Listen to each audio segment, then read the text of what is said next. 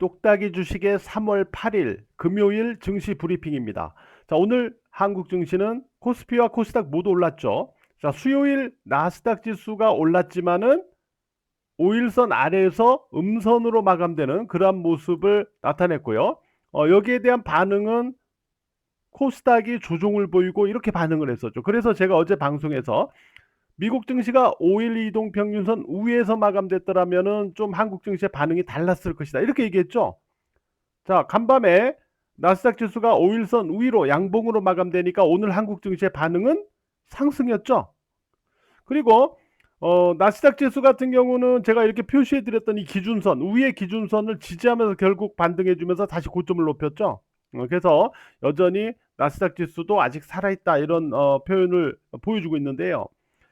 파월 의장이 이제 금리를 머지않아서 인하한다는 그런 뉘앙스의 발언이 결국 증시에 긍정적 모멘텀으로 작용을 했는데요. 제가 예상해 드린 대로 6월에 인하를 하거나 좀 더 빠르게 한다면 5월에 인하를 할 수도 있겠죠. 무엇보다도 경기에 대한 긍정적인 인식을 하면서 그 기반에서 금리 인하의 뉘앙스를 보여줬기 때문에 좀 더 긍정적인데요. 바로 골디락스 상황이죠. 자, 골디락스 상황으로 간다면 미국 증시가 많이 올랐어도 쉽게 꺾어지지는 않을 것이다. 먼저 방송에서 말씀드렸던 거 기억나시죠? 한국 증시를 보죠. 코스피 지수 기준선 약간 위에서 마감됐네요. 그쵸? 자, 이날 조정 나오고 이날 조정 나오고 화요일하고 수요일 조정 나올 때 제가 소극적 저항의 형태로 간다면 결국 다시 기준선 돌파 시도로 또 움직일 것이다. 이렇게 얘기했죠. 어제까지도 소극적 저항 범주에 있다라고 말씀드렸고요. 결국 다시 아래로 꺾어지는 게 아니라 다시 기준선을 돌파 시도하는 쪽으로 움직였고 오늘 기준선 약간 위에서 마감되는 그러한 모습을 보여줬습니다. 코스닥 지수도 기준선을 어제 하향하고 다시 또 위로 회복하는 그러한 모습을 나타냈는데요. 코스닥 같은 경우는 기준선을 중심으로 위아래로 왔다 갔다 하는 형태는 어떤 방향성보다는 박스권에서 그냥 왔다 갔다 등락하는 거라고 그랬죠.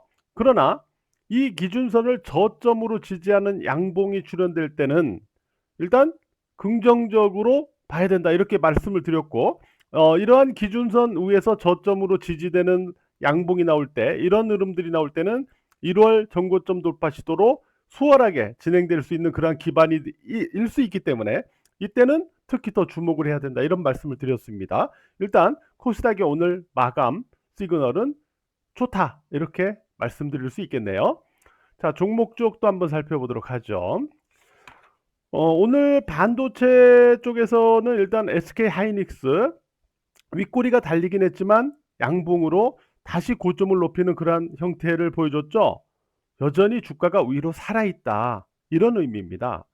5세대 HBM에서도 이제 삼성과 마이크론이 엔비디아에 샘플을 주면서 나도 선택했다오 하고 애정의 눈길을 보내잖아요. 그러나 엔비디아는 여전히 SK 하이닉스의 이쪽에만 눈길을 주고 있죠.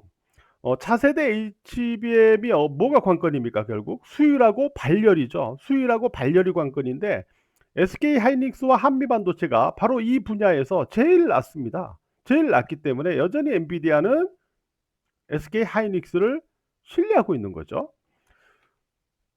여전히 살아있다 이렇게 보시고 한미반도체는 어제 오르면서 윗꼬리 음봉으로 마감이 됐었죠. 그래서 오늘은 사실 시작하는 가격 바로 여기입니다. 자, 시작 가격 여기가 중요했어요. 그래서 장 초반에 102,600원에 오늘 시가 위에서 움직이면은 좀 탄력을 갖고 오늘 다시 상승으로 계속 이어나갈 수 있고 아래로 움직인다면은 다시 비탄력 흐름 하에 매물 소화를 추가로 거칠 수 있는 그런 모습일 수 있다. 이거를 제가 주식장인에서 장 초반에 바로 말씀을 드렸는데 결국은 아래로 움직이면서 한미반도체는 오늘 매물 소화를 좀 더 거치는 형태로 가겠구나 이렇게 봤는데 그런 형태에서 결국 마감이 됐죠. 그러나 5일 이동평균선을 어제 오늘 음봉에서 모두 지지하고 있죠. 그래서 아직 모르는 거예요. 그래서 다음 주 월요일도 5일 이동평균선을 지지한다. 그러면은 요 정도에서 매물 소화 거치고 나서 다시 양봉으로 상승할 수 있는 그런 상황이 만들어질 수 있죠. 물론 5일 이동평균선을 하향할 경우에는 추가 매물 소화가 좀 필요하다 이렇게 볼 수 있고요. 그래서 다음 주 초반 흐름이 특히 월요일, 화요일 다음 주 초반 흐름이 중요하다 이렇게 볼 수 있겠습니다. 그렇지만 추세적으로는 아직 끝나지 않았다 이렇게 봐야 될 것 같고요. 그 다음에 여타 K시텍이 오늘 추가로 올랐죠. K시텍 수요일 전고점을 갖다가 돌파하고 나서 목요일날 눌림이 나왔지만은 결국 5일선 위에서 눌림이 나왔고 오늘 다시 올라가는 그러한 흐름을 나타냈습니다. K시텍이 왜 오르는가? CMP 장비로 수요일 방송에서 설명을 드렸죠. ISC도 오늘 좀 강하게 올랐는데요. 사실 ISC는 HBM 관련주 중에서 그동안 지지부진했던 종목이에요. 보시는 대로. 그러다가 오늘 한 방에 그냥 직전 고점을 돌파하는 그러한 강세 흐름을 나타냈죠. ISC 같은 경우는 미래에셋증권에서 이제 탐방 보고서를 내면서 이 영향을 주가가 받은 건데요.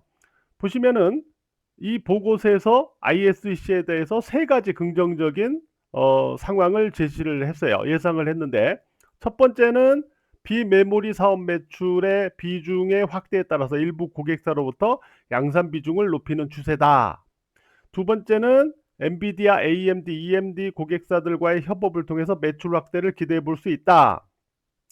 그리고 마지막 세 번째는 ISC가 현재 2개 회사 인수권을 검토 중이고 2024년 말 혹은 2025년 초 해당 건을 마무리해서 장기적으로 시장 지배력 확대 및 매출 증대를 목표로 하고 있다. 이렇게 세 가지의 긍정적인 안을 내용으로 하는 보고서를 미래에셋증권에서 내면서 바로 이 주가 상승에 영향을 줬습니다. 이 기준선 보이시죠? 이제 이 기준선에 대한 반응이 중요한데 다만 이 종목 같은 경우는 지금 이렇게 보시면요. 5일 이동 평균선도 있지만 20일 이동 평균선 여기 있죠. 조금 오늘 상승으로 이격이 조금 벌어졌어요. 그래서 이 기준선 위에서의 매물 소화를 조금 이 근처에서 조금 보여야 되지 않을까 이렇게 생각은 들거든요. 그런 과정을 거치면서 이 기준선에 대해서 어떻게 반응하는가를 봐야 돼요. 기준선을 어, 기준선 전후에서 그대로 이제 매물 소화를 거치고 이후 기준선 위로 올라서고 이러면 이 종목도 다시 또 추가로 올라갈 수 있는 그런 여지가 있기 때문이죠. 오늘 AD 테크놀리지 추가로 21%대까지 급등했었어요. 많이 올랐죠. 오늘까지 많이 올랐고, 그러나 대량 거래에서 음선이 나오면서 오늘 위에서부터 좀 차익 매물을 맞은 그러한 모습을 보여줍니다. 제가 아침에 막 오를 때 AD 테크놀리지는 좀 차익을 좀 하자 이런 의견을 주식장인에서 드렸었는데요. 결국 거래량이 급증하면서 음선이 나왔기 때문에 추가적인 매물 수화를 좀 거치는 그러한 형태가 되지 않을까 이렇게 생각을 합니다. 5일 이동평균선하고 20일 이동평균선하고 이격이 있기 때문에 이 이격을 좀 좁히는 추가 매물 수화가 있지 않을까 이렇게 좀 생각이 되고요.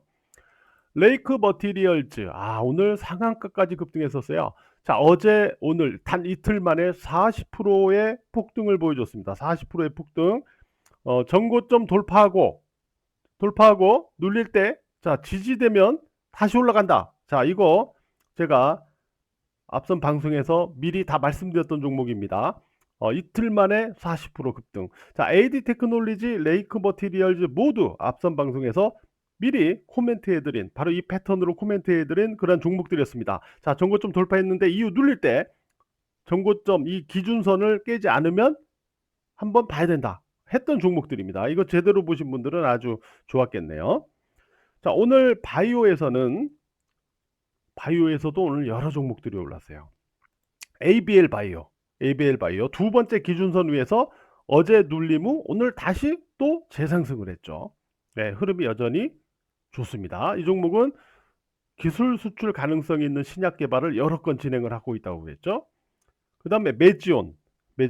자, 수요일 방송에서 뭐라고 그랬어요? 제가 추가로 오르면 팔자. 추가로 오르면 일부 차익 실현 대응이 유효하다라고 말씀드렸던 거 기억나시죠? 그리고 나서 목요일, 금요일 그대로 눌리는 그러한 흐름을 확인할 수가 있습니다. 자, 이제는 이 기준선에 대한 반응을 확인해야 되겠죠. 그렇죠? 그리고 3천당 제약. 자, 결국 제가 이 기준선 이렇게 정해놨었죠. 계속. 결국 위에 기준선 돌파 시도로 움직이죠. 여기 이쪽으로 접근해서 이렇게. 그죠? 이제 위에 기준선에 올라타는지 뭐 그걸 확인해야 되겠죠. 자, 어떻게 반응하는지 위에 기준선에 대해서. 그 다음에 오스코텍. 자, 오스코텍도 25,650원 이 기준선 살짝 위로 끝났어요. 자, 이 기준선은 어떻게 잡은 걸까요? 이 기준선 어떻게 잡은 거예요? 이 기준선은 바로 여기죠. 여기 보시면 이 갭이 있죠. 여기 보이세요? 갭. 이때 큰 갭이 있어요. 하락갭. 이 갭은 메워주는 갭이에요. 이 갭의 상단에 기준선을 그어드린 거예요. 이해되시죠? 이 기준선에 대해서 자 어떻게 반응하는 걸 봐야 됩니다. 일단 오늘 흐름은 아주 좋았습니다. 보통 이렇게 음봉 후 음봉 거래량보다 큰 거래량으로 다시 양봉으로 음봉 고점을 돌파하는 이런 종목들이 계속 살아있는 종목들이다. 이렇게 보시면 되겠고요. 셀트리온 제약 같은 경우는 아직 뭐 박스권 등락을 이렇게 주고 있는데 아직 기준선 위에서 매물 소화 중이죠. 아직은 살아 있어요. 기준선 위에서 매물 소화 중이니까. 자, 이 종목들 바이오 종목들 모두 앞선 방송에서 코멘트 해드렸던 바이오 종목들이었습니다.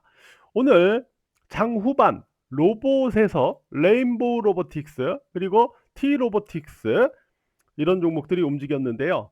자, 이들 종목들이 움직였던 이유가 뭔가를 보면 보시는 대로 이재용 회장, 이재용 삼성 회장이 수원에 있는 디지털 시티 방문해 가지고 집사 로봇 볼일을 점검하면서 볼일을 갖다 이렇게 점검하고 이런 활동을 보이면서 삼성의 로봇 사업 속도를 내고 있다. 이런 소식이 이런 기사가 나오면서 레인보우 그리고 T 로보틱스 장 후반 쪽으로 움직였던 건데요. 자, 이런 내용들이죠.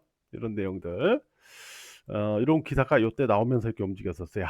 이들 종목들도 뭐 계속 주목을 해봐야 되겠죠. 오늘도 매매를 하시느라고 모두 고생들 많으셨어요. 남은 시간 그리고 주말장 잘 보내시고요. 다음과 네이버 주식장인 카페도 많이 찾아주시고 사랑해 주시기 바랍니다. 감사합니다.